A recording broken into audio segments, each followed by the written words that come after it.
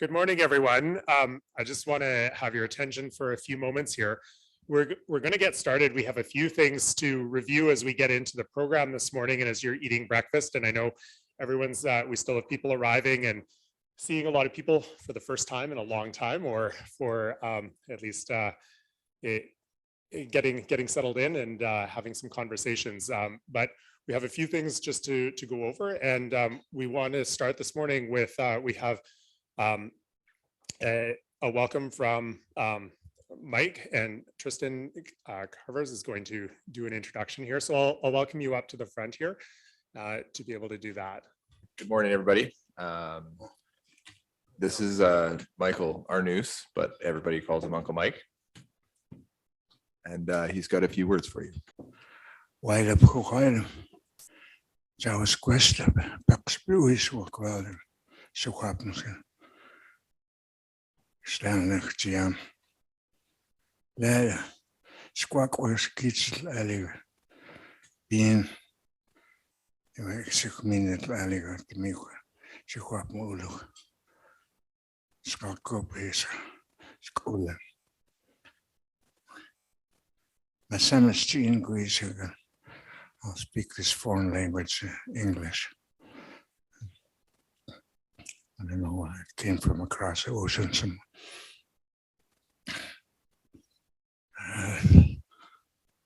honor for me to hear to speak while the sun is shining this day. And, for the way we think, it's not where the energy, the ones that are going to be talking about cooperation and sometimes about the land. For us, it's all about the land. You know, it's this just on what they call the 21st was like the butterfly sun, where the sun is exactly over the equator, and the sun is like a butterfly's body, and the sun rays are both equal on both sides, north and the south. You know, and a lot of the teachings about how that cycle works. You know, and we're part of it. We're supposed to be keeping our knowledge about keeping that cycle of energy going, but somehow it's been forgotten because the water is undrinkable down here now, both rivers and most of the huge lakes in the interior, you know, not keeping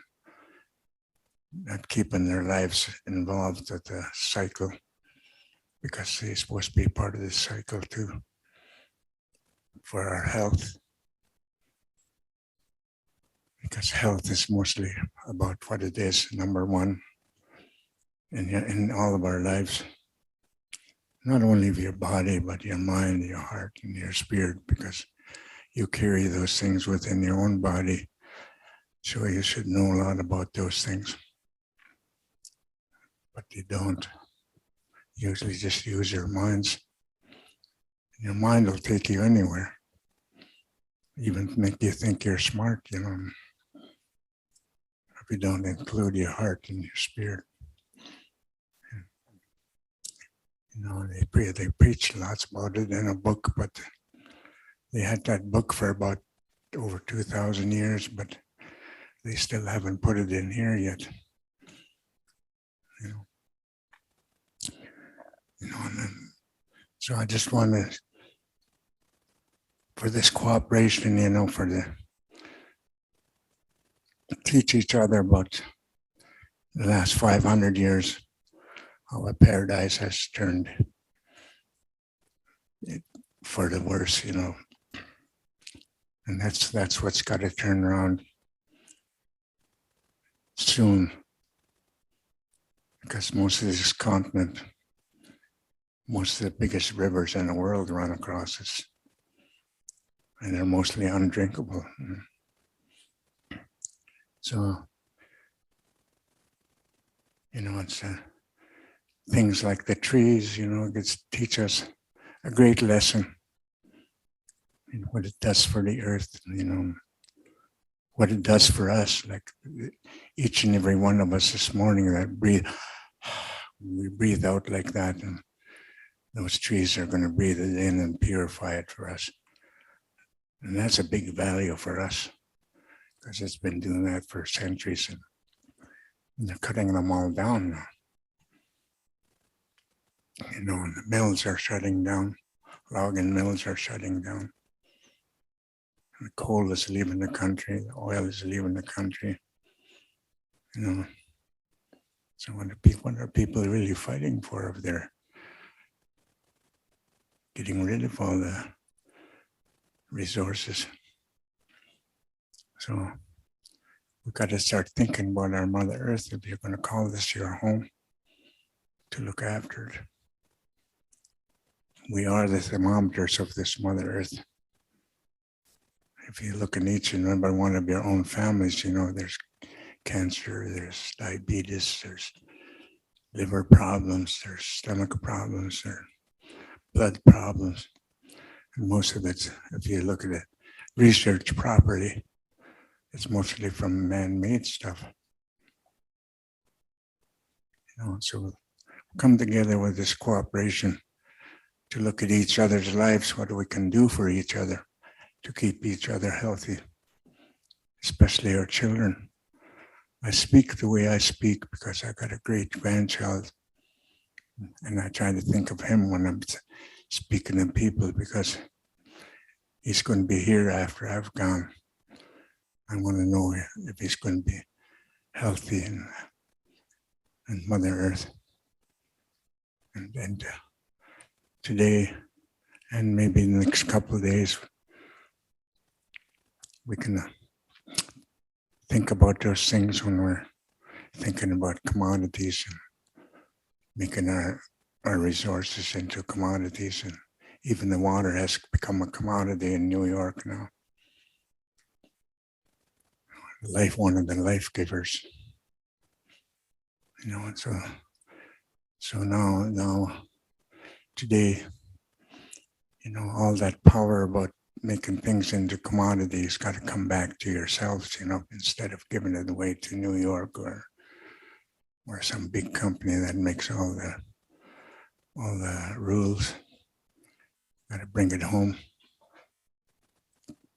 because this place is not self-sufficient anymore, this town. Things come from California or Hawaii or something. It's hard to, so we got to think about those things, because with the war going on and other things, prices are already rising. People are scrambling around trying to figure out ways to regulate that dollar so that it can survive. But the people that plant gardens and the people that look after the land is where the dollar comes from. It doesn't come from New York, or they just get rich on it.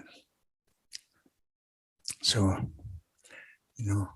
I'm not a tree hugger, or whatever like that, I'm a diabetic, and I got other things like that. Because when I went to that residential school across the river, they experimented on my diet and other things and changed it. And now a lot of us have become sick when they try to make us into something we're not. We were very healthy just not very long ago, because the land was healthy. So if you look at those things not far away, it'll help you make up your minds to keep your children healthy in the future. And thank that sun for this day, because it has a lot to do with your health. It's 93 million miles away, but it still brings vitamins and energy. We say it's in our culture that it's a male, and it impregnates the Mother Earth, and then Mother Earth grows, and that's why we try to keep that pure, that cycle pure, because the four-legged animals know what to do. The birds know what to do. The fish know what to do. And the plants know what to do. But do we? We're part of that cycle of life, and we're supposed to try and keep it healthy, just like those other things do. You know, and not to harm one another while you're doing that. Don't try to harm the ones that are protecting the water or protecting the trees, you know, protecting the air. Don't put them in jail or anything like that. The ones that are doing it should be charged, actually. So things are kind of, in our culture thing, they called us backward and all that stuff. But I'm starting to think the opposite now, because when I look at the earth as a few hundred years ago, a lot of places are becoming an unlivable place. You know, who is backwards? So I thank you for listening, and I hurt anybody's feelings, and I never meant to be. I'm just say things so that we all think together. If you call this a co-op, you know, work together in the sake of Mother Earth, because it really needs us right now. We can't even drink that water, 2 rivers here. We have to put another poison in it to make it drinkable, you know, chlorine or whatever. So think of the purity of Mother Earth as it once was, and that's where our health will come from, in our minds, in our hearts, in our spirits. Can they realize that we're not the ones that inherit Earth, but borrowed it from our children, so that we can keep things healthy for them. And I think the ones that prepared the food to keep another day of life within us, so that we can have good conversations with each other. And sometimes things get heavy and weighted and stuff like that. But don't forget your humor, because some of the mistakes we make are funny, you know. You know, if you really look at them. That's because we have stories like that. They call them coyote stories. That way we can talk to each other a lot easier without calling it criticizing or stuff like that. Because if we're going to live cooperatively on this earth, you know, we've got to do it for everybody. Even the ones that don't know, even the ones that are cultureless, you know, ones that have no culture at all but Mother Earth. That's what our lives are based around, is Mother Earth. And that's one of the greatest matriarchs in our society is Mother Earth. She gives us everything: our homes and our food and our medicines, our water, our future, if we take care of her. So, you know, I came here as a friend, you know, to each and every one of you. And I hope when the days are done, we become better friends when we talk about these things. Because we've got to start now, this generation now. We've got to start now.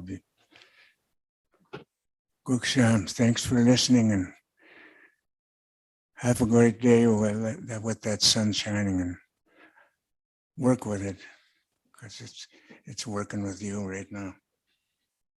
As we get started, I'll just introduce myself quickly. My name is Chris Podner, and I farm in Abbotsford on a cooperatively owned piece of land. I've been involved with co-ops in agriculture for a few years now in terms of thinking about how to make use of this business structure that we have. And I sit on the board of the BC Co-op Association as well. I'll be emceeing these 2 days, and so that you'll be seeing my face and hearing my voice. That doesn't mean I organized this. It means I'm driving the bus. I want to acknowledge Michelle Tsutsumi, who has been doing a tremendous amount of work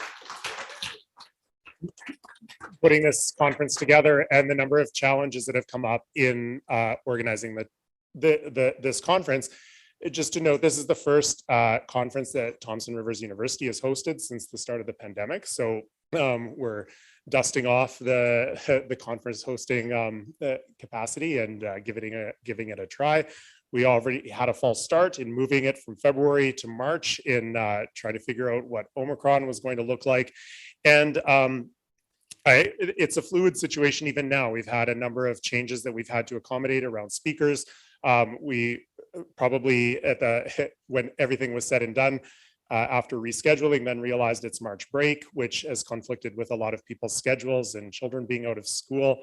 And so I just want to appreciate everyone here as well as everyone online. So it's a hybrid conference. So in addition to the people you see here, there are people online joining us. If you don't think of that during the day, Huva will likely tell you. I know I'm now trying to figure out how to silence notifications because Huva is telling me everything going on everywhere on that app. But it's a really fantastic way that we've been able to adapt the conference and figure out how to be able to gather together and start to think about some of the opportunities that we have as a sector and as a community. I do want to recognize, in addition to what Mike shared with us, that we are on Secwepemc territory, and no one entered the pandemic without any baggage. And I think that it's really important to recognize that the pandemic added so much more to everyone's plate. And we're reminded of that this past May, when the Secwepemc First Nation announced the finding of over 200 unmarked burial sites on the ground of the former Kamloops Indian Residential School. And acknowledge that Chief Roseanne Casimir is not here today. She's in Rome with the follow-up meeting with the Catholic Church in asking for reparations and acknowledgement of that. I was also reminded I was in Saskatoon visiting family for the first time in 2 years this past week, and reminded there that in 1889, Canada put in place the peasant farming policy, which was a policy that put Indigenous people on reserves and restricted their ability to farm. One thing that the Canadian government recognized very quickly when it introduced European farming to the prairies, for example, was that Indigenous people were very good at it.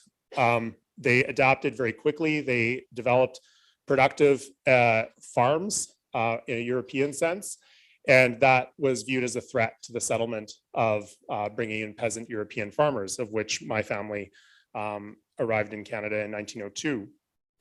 The peasant farming policy was adapted and added to with the Indian Act and the implementation of Indian agents on reserves, which restricted the ability to sell off reserve and to also access inputs.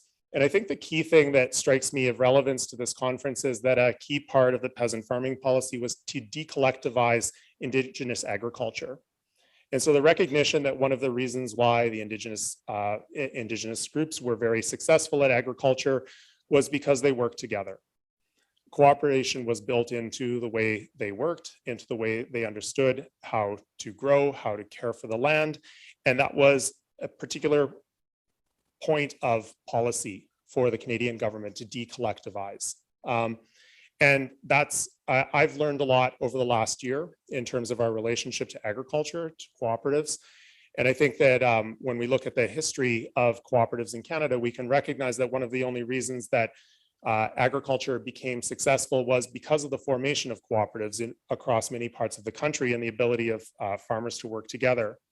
Co-ops have been an element of success in the agricultural community, and they've also been an element of exclusion. So in terms of who was allowed to work cooperatively, who was allowed access to membership in cooperatives, and how that was used. And so I want to acknowledge that and express the gratitude for being able to gather here on Secwépemc territory, to be here at Thompson Rivers University, and to say that we can acknowledge this and we can say that we must do better. And we have an opportunity within that. So you're saying that we can leave as friends, that we can leave as collaborators and partners. The idea for this conference started a few years ago, and Vancity, before the pandemic, did an annual trip to the Emilia-Romagna region of Italy. In 2017, they did a focus on agriculture. And I myself, as well as a number of people in the room, had the opportunity to go and to learn and to have our minds open and blown away with things that we were told here that couldn't happen. Like co-ops can't scale up. And we arrive and we see, whoa, co-ops can scale up, that co-ops aren't competitive. Go and see co-ops actually competing against other co-ops for members, for market share. It was a really incredible opportunity. And since then, there's been a lot of work that's happened with the Ministry of Agriculture, with the BC Co-op Association, with co-ops across the province to understand how co-ops can be used strategically within the sector. What are the opportunities that we aren't taking advantage of? In 2019, the Quantum Polytechnic University's Institute for Sustainable Agriculture conducted a profile of the province's cooperative sector in agriculture. And that helped to inform some of the opportunities as well as needs of the sector. That was built off of in October of this past year, where the BC Cooperative Association convened 2 sessions online for small and startup co-ops and larger established legacy co-ops to discuss their needs and challenges and the opportunities they saw in using the cooperative model. And so now this conference builds off of all of that work and brings us together to start to talk about, and I want to give acknowledgement. We're going to have the Minister of Agriculture here tomorrow. We met with her in 2018. She said, so who's your association, or how's agriculture co-ops, how do you meet, and we said, well, we don't really do that. And she said, well, how do I talk to you then?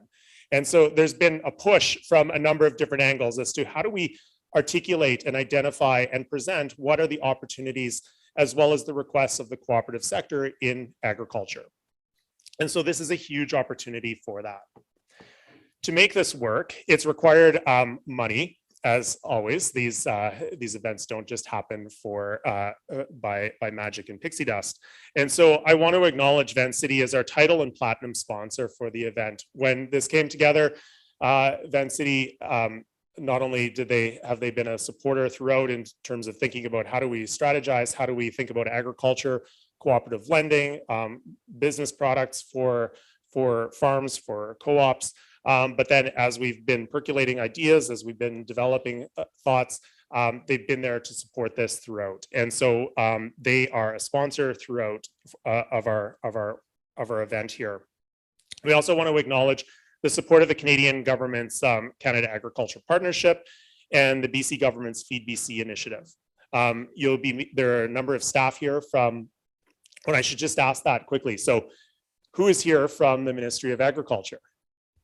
Hi, Christina here from Feed BC, and I just know a couple names. I don't know everyone's name yet, and Gary. And so welcome, and great opportunity to collaborate to find out what the ministry is working on. Who is here as an academic? I have a few academics in the room, welcome. Who is here who works for a cooperative? All right. Who is a farmer in the room? All right, and who have I missed? Anyone else that can self-identify a different reason for attending? A food hub, oh yes, good, yes. Anyone else from a food hub? Yeah, a few, okay, well, welcome. So welcome everyone, and take the opportunity to introduce yourself. as we work through the week, these 2 days, we'll have a lot of opportunity to interact. I also want to acknowledge our breakfast sponsor, so food for keeping us fed. Valley First, which is a division of First West Credit Union, they are our breakfast sponsor, and so thank you very much for that. Just one last note as we do a conference in COVID, to recognize we're going to pause every now and again through the sessions to see if there's anything coming from chat, or to ask if there are questions from online participants.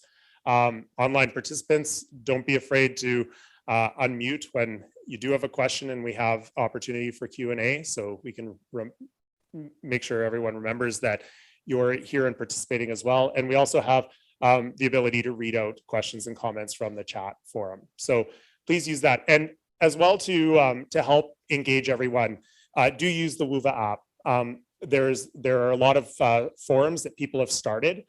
There's always more at a conference than you can really take in or fully discuss. And so this is a really great opportunity when we think of how do we take our experience in COVID and actually do better. One of the ways of how do we make conferences more useful and how do we share information out of that, this app is fantastic. So yeah, it sends a lot of notifications and I've got to deal with that, but it also provides a lot of opportunity to get to know each other and to share ideas and to have something, a record that we can take beyond these 2 days, because there's always that, oh yeah, who said, what was that idea? I don't remember. So that's a good place to document that. Okay, I'd like to introduce Brett Fairburn, who is the president and vice chancellor of Thompson Rivers University. I was just looking at your bio before we started, and I see you have 30 years of teaching and research experience at the University of Saskatchewan. Came here in 2018. Have a distinguished career. You were a Rhodes Scholar and a fellow of the Alexander von Humboldt Foundation. And what piqued my interest was, of course, the last 5 years of your time at the U of S, where you were a professor at the Johnson Shoyama Graduate School of Public Policy, and where you were looking at issues of ethical leadership in democracy. Yes, we need that. Public service, social economy, and cooperatives in the new economy. So we not only have a host for our conference, but when we realized that the president of the university has a keen interest and passion around cooperatives. And in your introduction on Whova, you mentioned that you would love to teach a course on the history of cooperatives around the world. And I think that probably you'd have a really good base of first applicants to take that course in this room, myself included. So thank you and welcome, and I'll pass it over to you. Hello to everyone in Secwepemcing, the language of these lands that Uncle Mike introduced you to a moment ago in welcoming you. And I do want to thank Uncle Mike Cooksgem for your wise words. You've started us in a good way, and you've reminded us of the importance of keeping in mind the earth, of respecting the earth, and of the importance of sustaining our minds, our bodies, our souls, and our spirits. So that's a great way to begin a conference like this about cooperatives. My name is Brett Fairbairn. I'm president at Thompson Rivers University, here to welcome you to TRU. And I'd like to share 3 thoughts with you about the significance of place. And beginning and connecting with what Uncle Mike was talking about, the place that you're in when you look out at those hills outside the window, this is Secwepemculuh, a vast territory, extends for hundreds of kilometers that way into Alberta, down to Radium and beyond, up to Williams Lake, and up into the hills on all sides. So this is the unceded ancestral land of the Secwepemc people of the Secwepemc Nation. And it's an amazing place to be. It's part of where our university is grounded and where you're grounded for this conference, a place to take inspiration from. You may have arrived here, if you came by car, you may have arrived at the top of the building, but I'd encourage you to look out the front and into this, this kind of courtyard among the buildings outside. And if you look down, you'll see that the grounds in the courtyard here are kind of a map of our local territory, the territory of Tecumloops, Tissaquapump, here in Kamloops and area. And you'll see that the grassy hills down there are the mountains, the pathways the students walk on are the rivers. And in front of the building, we have the flag of Tecumloops, Tissaquapump on the flagpole. So that's an important part of grounding. And when I think about the activities that have occurred in these valleys and on these hills for untold millennia, there are a lot of people who have sustained themselves, who have practiced agriculture sustainably for thousands of years. And I imagine the groups of people that did that. So the self-organized groups with their own leadership who went out hunting, who went out to collect plants and medicines, who conducted fishing, very important resource here in the rivers and lakes. And when I think about those groups of people, I'm not sure what they were if they weren't autonomous associations of persons united voluntarily to meet their common economic, social, and cultural needs and aspirations through a jointly owned and democratically controlled enterprise, the definition of a cooperative. So I think in a conference like this, what you're looking at is not exactly something new. I think it's more like adapting our Canadian economy and legal system to better reflect some time-honored and time-tested principles of sustainability of human and natural systems. So there's a lot to take inspiration from, a lot to learn from in a place like this. And that's one thought I wanted to share with you about the significance of place. And here's a second one. You know, a number of years ago, I had the very pleasurable job of traveling across Western Canada to talk to managers and board members of cooperatives. And as I did so, as I visited their co-ops, these were co-ops that were members of the cooperative retailing system. One of the things that struck me was the significance of place as a business strategy for cooperatives. Cooperatives that last, cooperatives that succeed have to do good business and also are usually rooted in a place. And I was really struck by the way that cooperatives invest in places, put boots on the ground, really invest in place and make connections in places. And thinking of investment in facilities and services and jobs for sure, but also partnerships with First Nations and other ways of being connected to places. So that really struck me that place is a business strategy for cooperatives. And I guess a third thought, I'm also interested in the idea of the role of place in the governance of cooperatives and what that means for their success. Governance is about power. It's about who has a voice over what in an organization like a cooperative. But who has a voice, but also in a way, what has a voice? So when we think about governance in cooperatives, it's worth thinking maybe first of all about what Uncle Mike was saying to us about the land. You know, when you were asking who here represents what, Uncle Mike turned to me and said that he was here to represent the land. That's an interesting thing to think about. Land can have a voice in governance, and the wisdom of people who've come before us, the interests of those who will come long after. It's really intriguing to think how things like that can be part of the governance of a cooperative. And I think the way they become part of the governance of a cooperative is when governance is imbued with values. With self-help, self-administration, democracy, equality, equity, solidarity, the cooperative values. So those are also something to do with place and how place gets a voice in cooperatives. And I know not every cooperative is place-based or geographically bounded. But I think it's also true that when I consider examples of cooperatives that have gotten into difficulty, many of them were cooperatives that had developed an attenuated relationship to place and to values. So that's an interesting thing to consider as well. So there's lots to talk about with cooperatives, lots that's connected to place and region and where you're from and where we are here.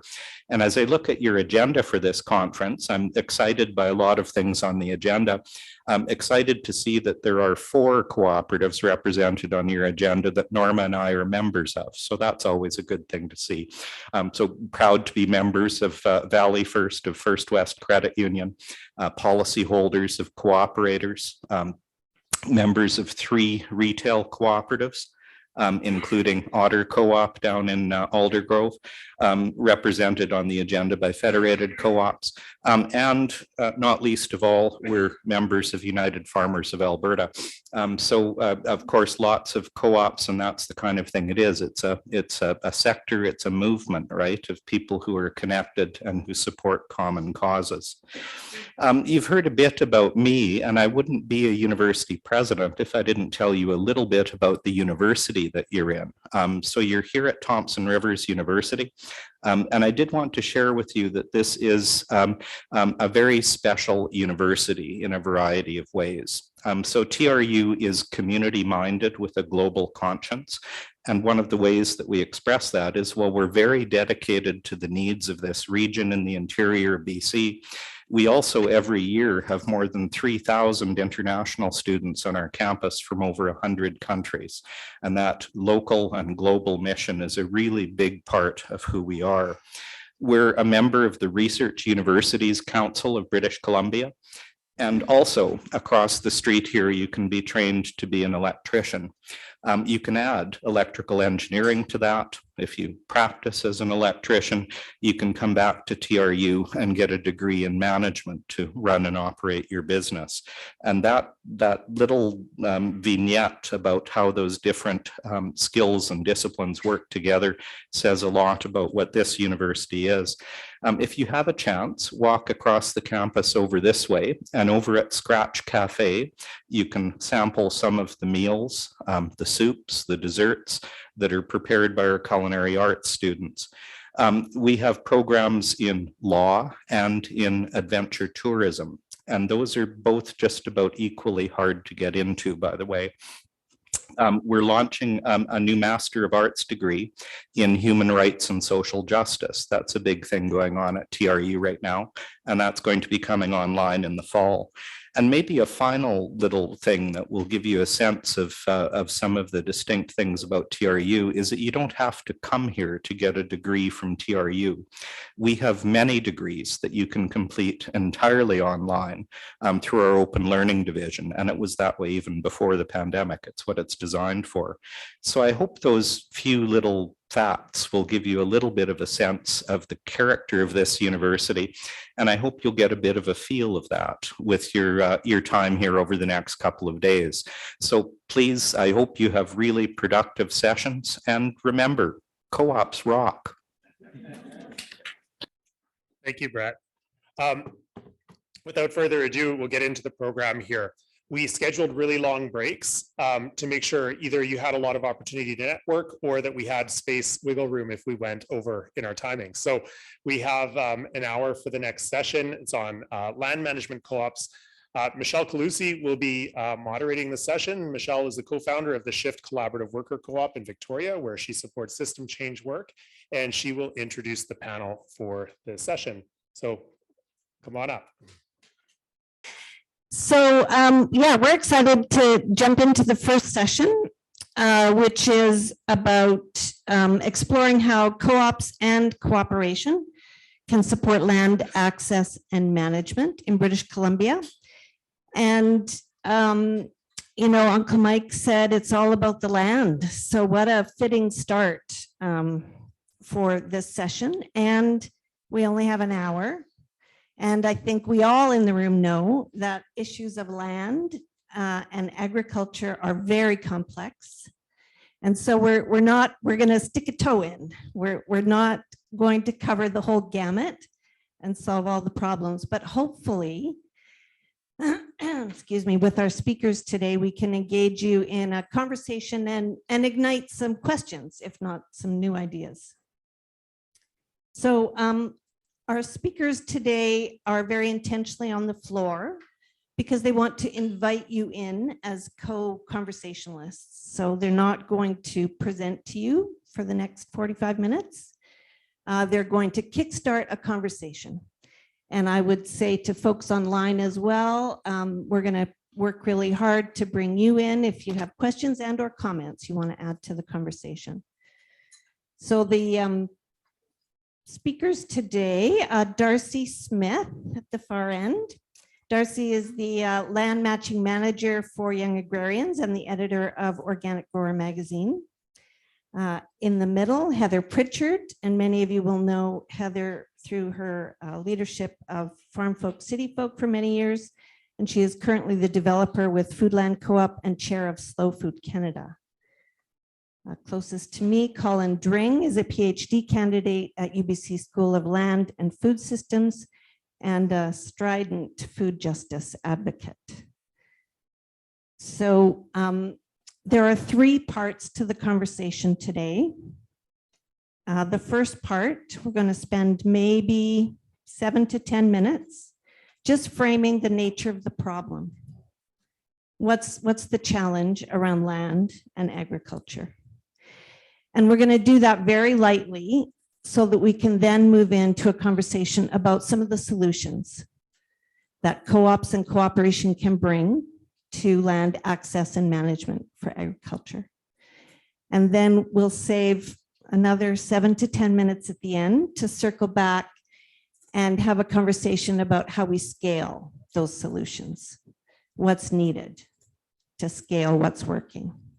So that's the pattern and the flow of the conversation. That middle part on solutions is the biggest chunk. And again, we are going to invite you in. So to just do a little bit of a warm up for all of you so you can get your voices in the room right away. I'm going to invite you at your tables to just spend 5 minutes in conversation with folks at your tables. People online, I would invite you to reflect individually if you're all alone on the question. And the question is, what are some of the values and beliefs that we hold about land? And for bonus points, how do they help or hinder land for agricultural purposes? What are some of the values and beliefs we hold about land in our society? Uncle Mike gave you lots of tips in his opening remarks about some of them, not all of them. So I would invite you to have that conversation at your tables now. Is there anybody who wants to share something that came up at their table? One thing. Nobody? Did you? Yeah.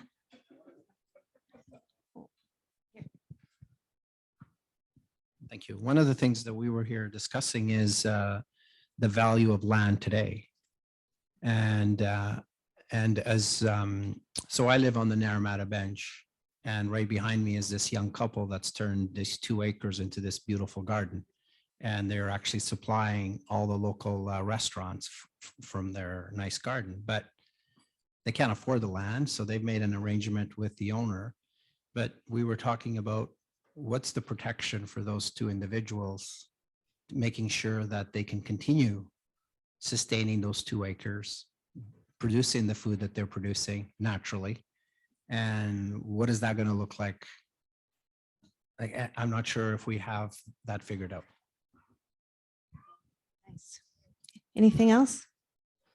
One more? Come on, people. Yes. I think something that could really be thought about, especially in a gathering like this, is the idea and the belief that land can be owned or passed when it's really just something that we are taking a short amount of time really by living on and getting resources or monetary value back from it, when that land is going to sit here and continue to live and thrive for generations that we won't even see. So I think that's, especially in a situation, in a setting like this, something to think about and to kind of marinate in your thoughts throughout the conference.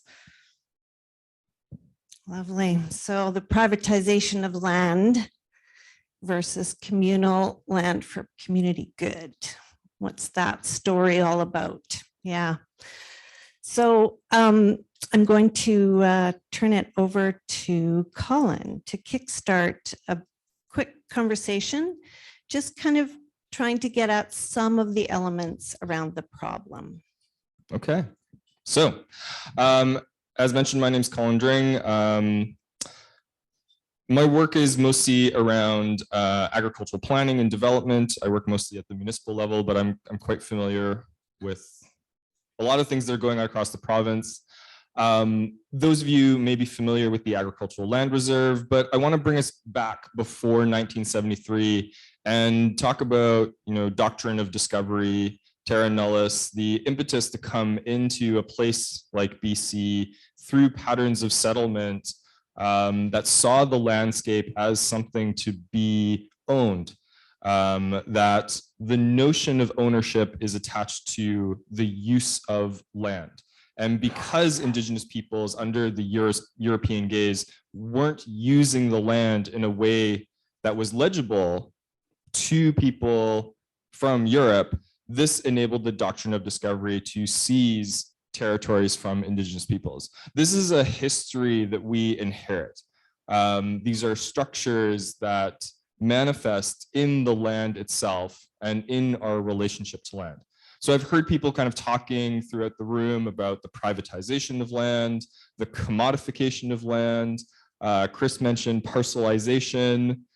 All of these things that we do to manage and control land because we see it as a use, that it's instrumental. Our relationship to it is unidirectional, and we're in a hierarchical relationship to the land. So from this, in the 1970s, we've now really internalized this logic, and a lot of land use policy, a lot of planning around agricultural lands have been attempting to address issues within this paradigm. So I point this out because I think it's important for us to hold this worldview as we talk about these challenges. A lot of these challenges percolate within that paradigm.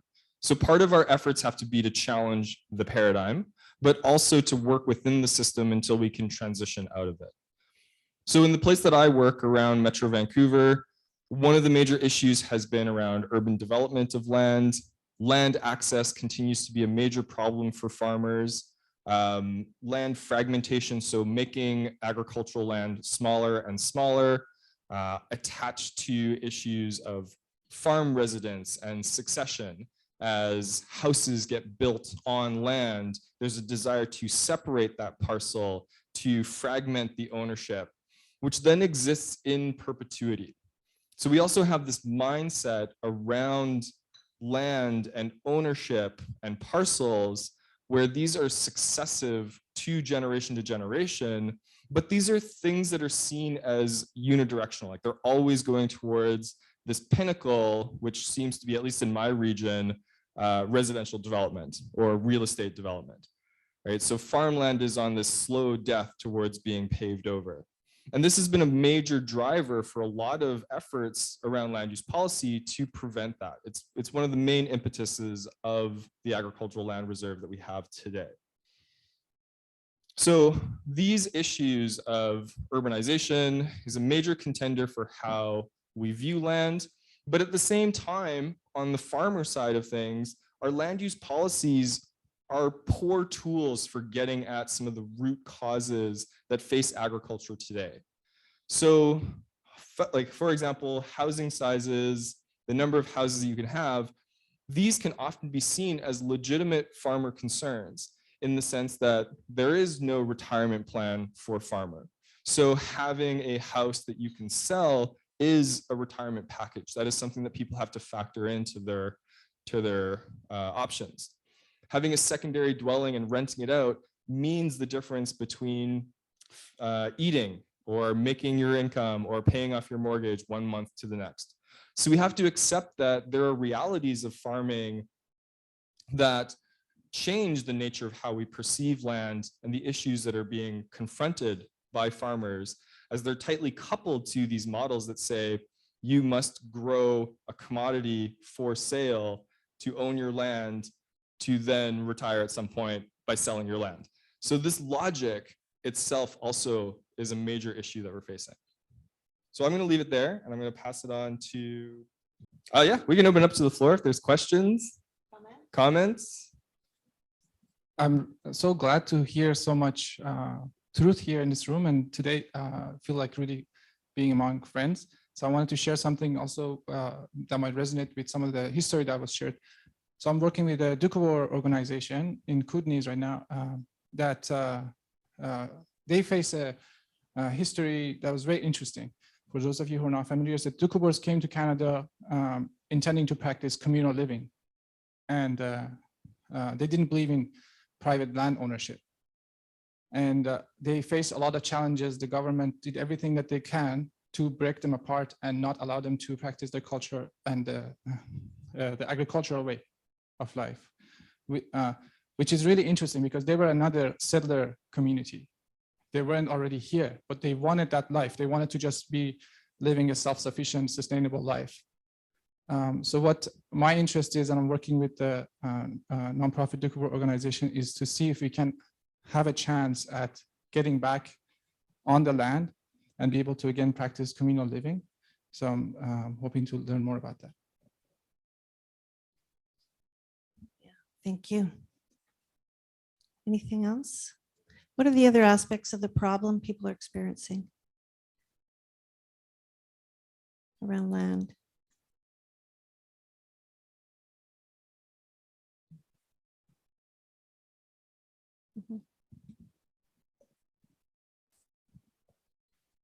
Good morning. The problem that I see, I'm from the state of Wisconsin, and I was chair of the county zoning committee of a county that was the fastest growing part of the Minneapolis-St. Paul area. And as chair of the county zoning committee, I had a policy that we weren't going to rezone any class 1, 2, or 3 farmland, which was the highest quality farmland. And I ended up taking a position with the state of Wisconsin. And when I left the county board, within 2 months, the county board had approved rezonings and lots for 1,200 different homes. And there wasn't that level of support within my colleagues on the county board. It was only because I stood there as the chair of the committee to try to prevent that. And we see this over and over again at the municipal level. There's just not that support. And what's already been pointed out is I thought one of my primary allies were going to be my fellow farmers.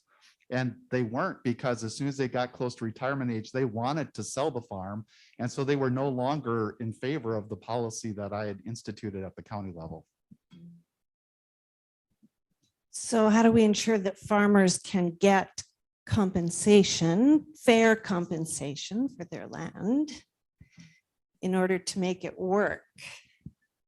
I just wanted to speak to that. You know, I think there are so many models of farming happening right now, but not many of them are profitable.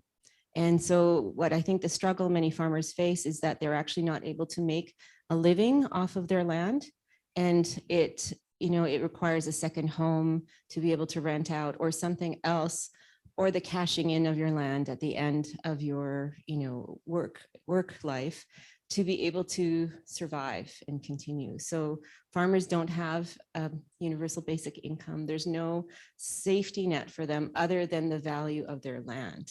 And they need to get the highest amount back. And that really talks to why it's being driven the way that Colin's saying it's being driven towards real estate development. Comments from the panel?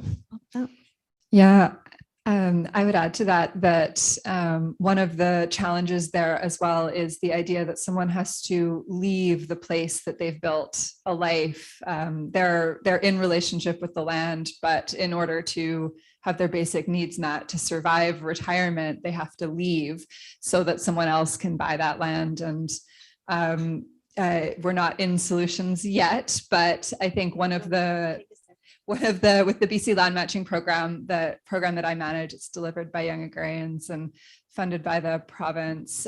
We connect farmers and landholders, and we've really been diving into transition scenarios where it's not a family farm transition, it's someone wanting to pass the business on or invite someone else onto the land, and figuring out how everyone can coexist on the land and make it work so that the outgoing farmers can age in place, live on the land, still be connected to the land, and we can have that renewal of a new generation coming in and building on that. I think that's a really promising way to do that, where perhaps the cashing out doesn't have to happen in the same way because people can still get their needs met.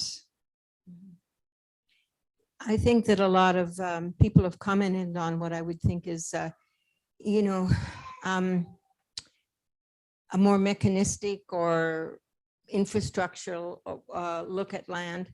And I'd like to go back to looking at our relationship to the land, because I think what we need is really to do a kind of a complete shift in the way we value it.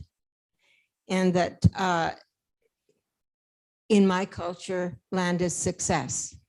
If you don't own land, you're not successful. Land is your investment. It's your biggest and best investment, because what you can cash in at the end of your life. Land is everything other than being in a reciprocal relationship. Land is something we take from and not something we give back to. And someone said, it's like, my grandmother lived till 99, so I'm expecting to live to 100. But 100 is no time at all in the life of the land. And that I would just see as, let's not keep thinking of land as something that we can own, but something that we are in a reciprocal relationship with, and therefore have to take care of. And however we look after the other needs that we have for retirement, let's collectively come together and problem solve that, so that farmers do not have to sell their land when they pass away, or don't even think of themselves as owning land.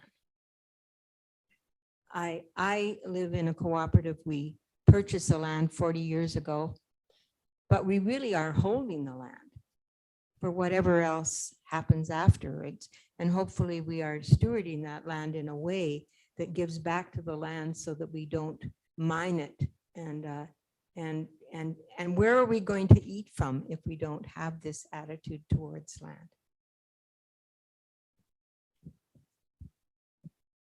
So, and I think, you know, building off of what we've heard here and to this gentleman's point, we still have also inherited this idea of the family farm, the parcel, the individual owning a piece of land, and things that are counter to that are not allowed. And they're not allowed because they're not part of the dominant paradigm, the culture that we live in, that says, like, you as a person or family, you should own land, you should have your business, you should be independent. And then there's this kind of fall off period about your relationship and responsibility to other people, right? I work with a lot of farmers and agricultural government people, and there's very little conversation about the responsibility beyond the agricultural sector. So agriculture is kind of bounded as this silo, but we never talk about, like, the responsibility of urban people, of the community, of adjacent landowners, of the government in collectively responding to this. And it's because the unit is so centered on that individual notion of land. And that presents this major problem, because it pervades into our understandings of land use policy. It pervades into how municipalities will zone even. It's at the root of our understanding of farmland.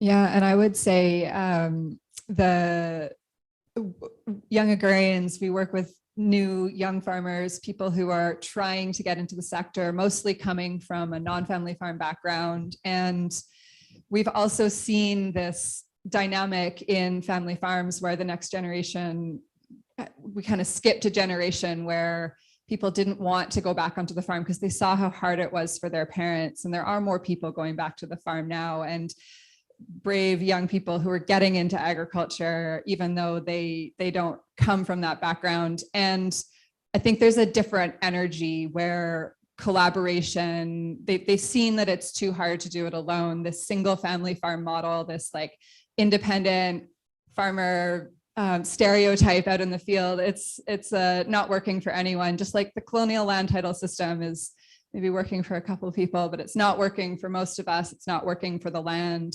And I think that spirit of collaboration is there. And then people are running into the regulations. They're running into the land title system. They're running into the resistance to a different way of looking at land and looking at how we work together. I don't even want to go down the rabbit hole of the regulations. I think all we can do is say they're there, and they're really prohibitive. And they're particularly prohibitive for anybody that is wanting to do agriculture in a natural and sustainable and ecological way. And we're making we can talk about that when we talk about what we need to do and in the future in the next question that we have about solutions, but it's really tough out there. Well, before you jump into that, so this is a really great point, and Arzina also raised it too, but our regulatory framework, I will jump into the rabbit hole a little. Our regulatory frameworks, whether they're at municipal levels through to provincial levels, those are the ones that kind of matter most in this province. They can't factor in the complexity of agricultural production systems. So you have now in this province over 200 commodities being grown. The policy frameworks, the regulations can't match that. There's too much diversity, and that diversity across the sector is dynamic as well. So it's not a static thing. The ag technologies, the applications of technologies, not just genomics or XR, but also applications in agroecology, different governance models. These are making agriculture more complex. Not only that, but the demands from outside for agriculture to be accountable, the environmental demands of agricultural operations, the ethical demands of animal production systems. This has rendered a very complex landscape in which the regulatory regime tries to respond, but it responds at the level of the land. And it leaves much of the practices up to either industry to determine what are the standards, or to regulate through other acts. It's a mess out there. Like this. But it does understand commodities. The government does understand commodities. It doesn't understand small farms that have diversity. And we don't hear, and the government will be here, and maybe they will, we'll listen to them, and they have a voice on how they're going to address that. Mm-hmm. Like what if you're doing animals and raspberries? Yeah.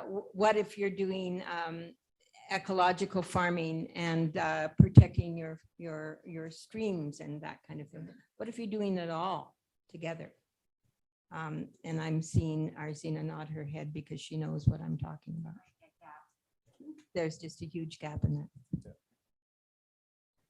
Yeah, and I think we're looking to move into solutions now. So I would say the challenge with the regulations is that there is no one size fits all solution, but what we have right now is a one size fits all framework. And I think what we're talking about is adding complexity. Diverse farms are more complex, but ecosystems are complex, and trying to simplify things down too much is what's gotten us here. And we need to add the relational back in. We do need to make it more complex in all of those rich ways that will get us to a more fruitful, diverse, relational with the land and with each other kind of system that can be more flexible where we need it to be. Say more about how co-ops. Yeah, and well, that is the thing that I thought but didn't say, is that that's what co-ops are all about. Everybody here is here, I think, because you are committed to being in relationship in a co-op. And I would say, a land management co-op, the land is an equal partner in that as well. And I don't know, Heather, you have much more experience in co-ops. I think you're better off speaking to that. Well, just to start with, I live on a cooperative farm that is holding the land, because although we own it, as far as the Canadian government is concerned, we don't really own the land and shouldn't. Fraser Common Farm on Kwantlen territory in the township of Langley, 20 acres of farmland. And on our land, there's another cooperative, a worker co-op that farms the land, all members of the land co-op. But they basically run the farming operation. Also on the land is, and Chris is here too, is BC EcoSeed, a distribution co-op or a producer co-op really, that has its home on our cooperative farm. So all around me, people have cooperated or worked together to actually come from the land back to the land in a complete circle that represents the food system. And so whether we're talking about for-profit or not-for-profit co-ops, distribution co-ops, land co-ops, worker co-ops, consumer co-ops, down the road from us is Otter Co-op, was mentioned earlier, is celebrating its 100th birthday this year. And it was a cooperative of farmers who are a for-profit because they give us dividends at the end of the year. So co-ops actually provide us, I think, with an opportunity for a diverse way for us to work together, whether it's on a very small scale as a worker co-op, or whether it's in a larger scale. I think for me, the work that I'm doing today, being part of the BC, part of the Foodlands Cooperative of BC, and so my partners here are on our board of directors and working groups for Foodlands Cooperative, is to take a look at how we can all work together as cooperative farms and people in the co-op sector to remove that land from private ownership in whatever way we mean, to remove it and to make it available for the community that is very place-based and can involve everybody in it that wants to participate in that, whether they're living on the land. So when we go back to some of our challenges, of course, is that the government recognizes, as you say, a family farm. And so now we can have another additional housing for someone who wants to work on it so that the farming aging farmer doesn't have to leave the land. But if we're a cooperative all working together, and what we know by the kind of farming we do, that one person can probably manage intensively half an acre. So that means if we're going to be on our farms, look after our animals, be there when the climate changes and take care of it, we need more housing on our land. Small housing, appropriate housing, clustered housing, housing that is on areas that are not as farmable as other, but we need that. And so that to me is both a, what you'd call a problem and a solution kind of rolled in together. But I could go on forever, and I will go on afterwards if you want to catch me. And I'd love to talk to you in more depth about that, either whether you are part of a cooperative or are thinking about forming one. So the just in snapshot, what I heard is that co-ops by their very nature help us cooperate with others to do things we can't do alone. They share the risk and the reward. And it also sounds like because of the values of cooperation, they're starting to poke at that paradigm shift that Colin was talking about. They're values-based. I also think the farmland trust, so that's another solution, different from co-ops, but part of the package, right? How do we pull land out of the private sector? And I just have to say this, and I hope I can say it very quickly. Foodlands went for charitable status. The federal government did not decline our charitable status application. They said in the letter that they sent to us was that they saw farming as a business, that it wasn't a charitable activity.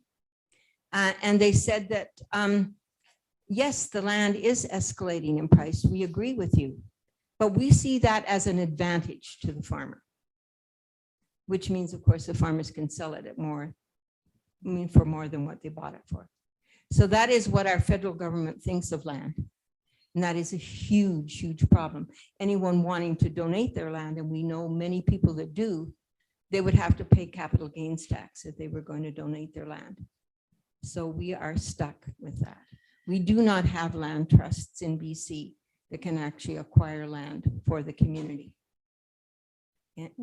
End of rant. Yeah, we've got some folks who want to jump in here. Short story. Oh. Just a little short story. All this reminds me of when the first settlers were coming over the high mountains. They were talking to my great grandfather coming out of the mountains east of here. And they had a little suitcase. There was a priest there. There was the police, first police, and I think there was a general of the army was there talking across the fire to my great grandfather. And he had a little suitcase and had a bunch of paper in it. And the guy with the high hat told my grandfather, he said, with one of these pieces of paper in this suitcase, you can come down the fort and buy a lot of blankets and axe or something. And there was a container of water sitting across the fire too. And they were talking to my grandfather quite some time. And then my grandfather went across and he grabbed one of those pieces of paper and he threw it in the fire and it burnt. And he took a rock and he pushed it in the fire for a little while and he took that rock out, and that was his answer. So, and as far as the container of water that government official was saying, we're thirsty, can we drink half of your water? And the old chief said, no, but I'll give you a drink of mine. They were still tricky those days, but with the language, and they still are. They're trained at it, 800 years over Ireland and 800 years over the Welsh country, the English over those people. And before that, it was the Romans over the English. So this colonial system is in the court now. You hear the words habeas corpus and jurisdiction. That's still Julius Caesar talking it.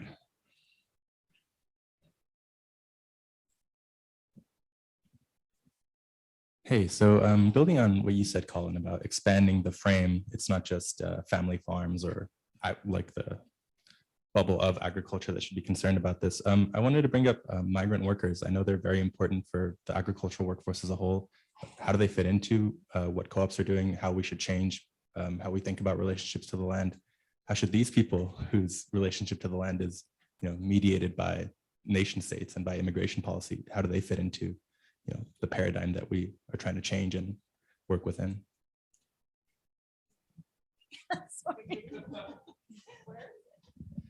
I mean, it's a great question. And my short answer is I don't know, because the work is extensive.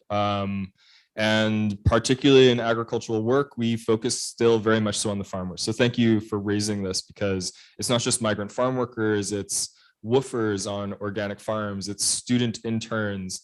There's a whole subset of labor that's required in agricultural production. It's actually, I think, also one of the key tensions right now around technological farming is to reduce labor through technological means. There's a whole subset of ethics around that, and I'm not going to get into it, but we can chat more about it later.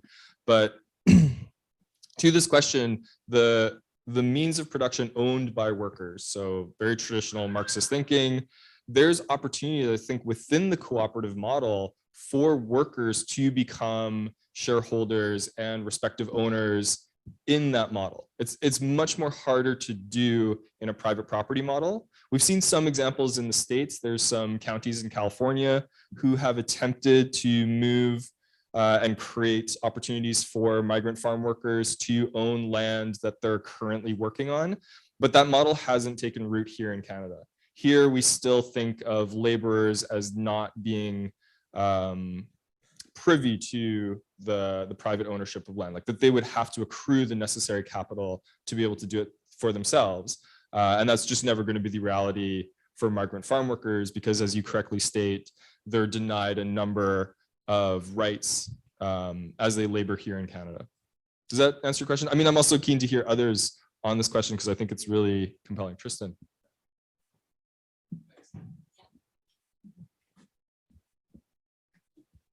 Yeah, just to speak to the migrant workers, one of the reasons the program is so attractive is because it allows an exception for the housing, that people can build housing. It's often not the best housing, but they're allowed to build housing versus trying to find, especially say in the Lower Mainland, trying to find someone who can work for the wage that could be provided, yet afford to live in that setting is nearly impossible. And so, I mean, it's one of the only exceptions for building additional housing and having a little ATCO city in the corner of every large farm.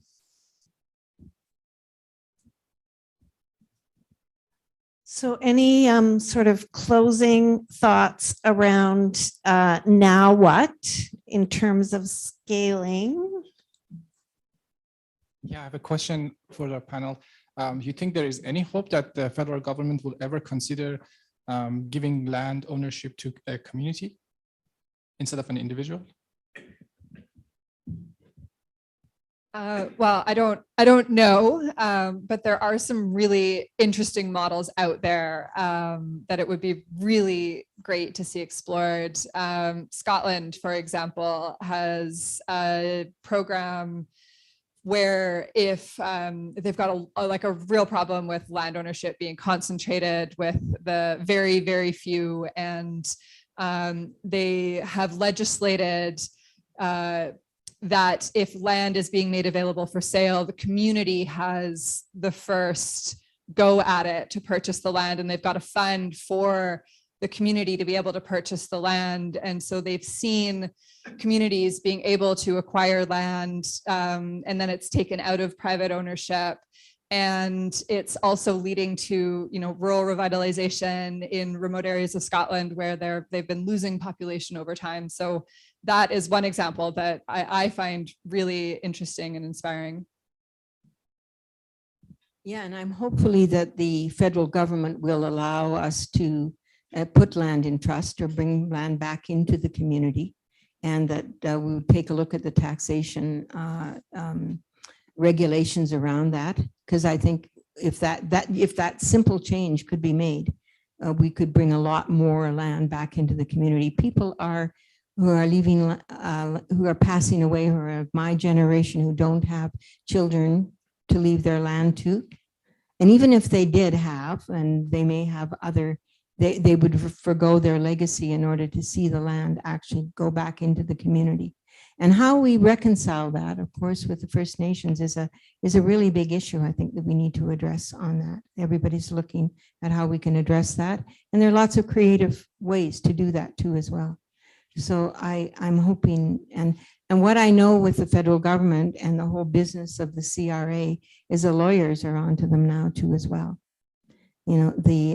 So it's time to change. Keep the vision. Thanks for the question. So I would say at the federal level, because the feds have never really taken an interest in agricultural land, constitutionally, it's always been delegated to the provinces. So I'm going to flip the question a little bit and say that the role for the feds is more around agricultural viability. So with the advent of a national food policy and the Ministry of Agriculture taking on food functions, decoupling some of the extreme capitalist and commodification efforts by linking up agriculture across the country to food provisioning.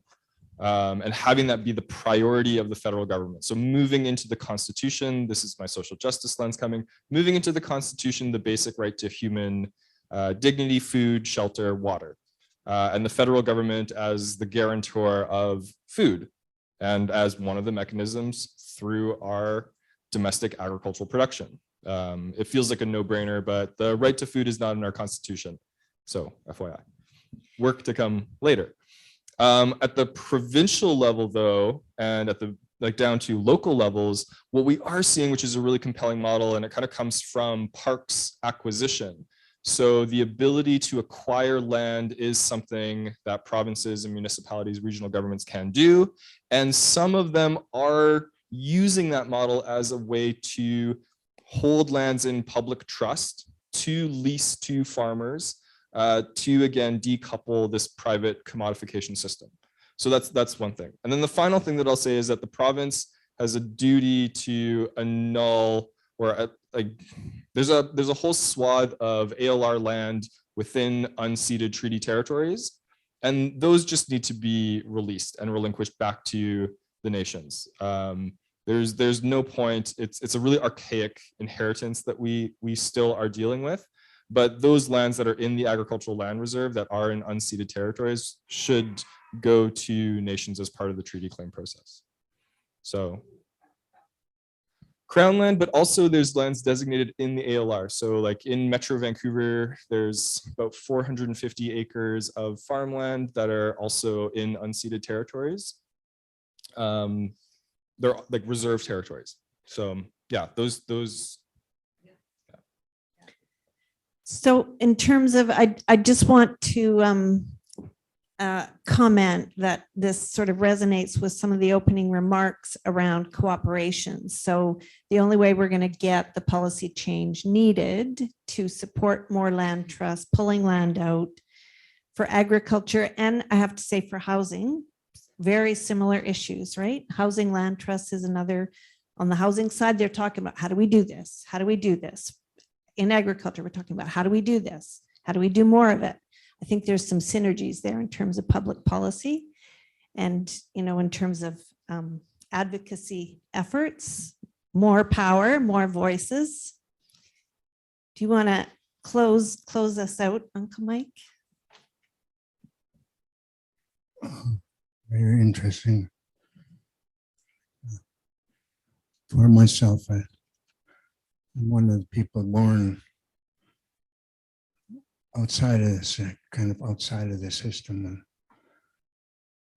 looking from the outside how things are happening. And from looking from that point of view, seeing something happen within our own territory, and of all the trees the sawmills shutting down and salmon almost depleting, and deer, where I lived, used to be about 400 or 500 deer. Come down the mountain, there's only about 25. So I think what you're talking about here has been some poor management, you know, and I think that's what you got to really look at, you know, because even the water here that's running, two great rivers that run right by, join here, and this place is undrinkable. You know, and there were those things, the bottom line's got to be looked at, because all of these things you're talking about, farmland and all that, one of the greatest, where it comes from, it means people of the land of the spilling water, you know, and that water means from the top of the mountain, and that snowflake from the top of the mountain as it starts coming down, all that shares in it until it comes by or down here, and you take your share. And those are the reasons, one of the reasons you keep the water clean for your neighbors down the river, you know. So therefore the culturalist people, you know, it's a good thing to know that, because you know, it's not going to get better unless you know where all these management plans are coming from that cost a lot of this, you know. And you know, you better start looking into it, you know. And I'm not saying this because I dislike something, or somebody. It's because I've been drinking that water and breathing that air, and it's not getting better. So managing the land as if it actually matters. One final comment. We can incorporate as cooperatives, but really what we're talking about is being in relationship with each other. So whether we're cooperatives or not, it's about us working together and cooperating. And that's all across the board. And I just wanted to say that we all have a role to play in it. And so we're not here to promote you necessarily incorporating a cooperative, but being in right relationship with each other.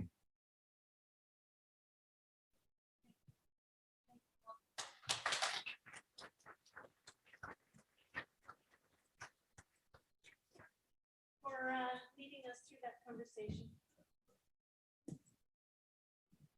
Thank you, everyone, for that conversation. I think there's a lot of background work that's been done in thinking about this. And Heather, you've brought something up. I think when we look at some of the larger obstacles to dealing with different ways of approaching land, one of the things that comes to mind for me is there is, I think, an opportunity for the cooperative sector to develop policy proposals that address a number of different directions in a particular government's mandate, and to provide fresh perspective. And I think that last year, an example we had in the agricultural sector was Farmers for Climate Solutions, who took a proposal to Parliament Hill for funding related to climate adaptation and climate change. And it totally threw the agricultural sector for a loop, because these were not the usual commodity groups going and asking for very specific handouts for commodity support.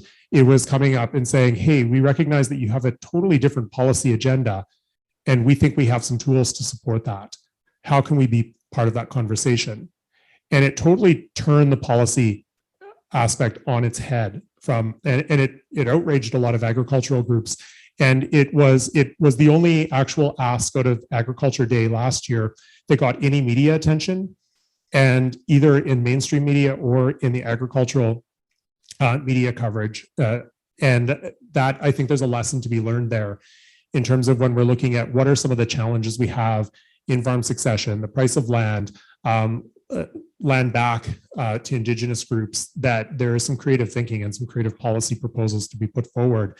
And so I see that as an opportunity that comes out of a discussion like this that we have to move forward.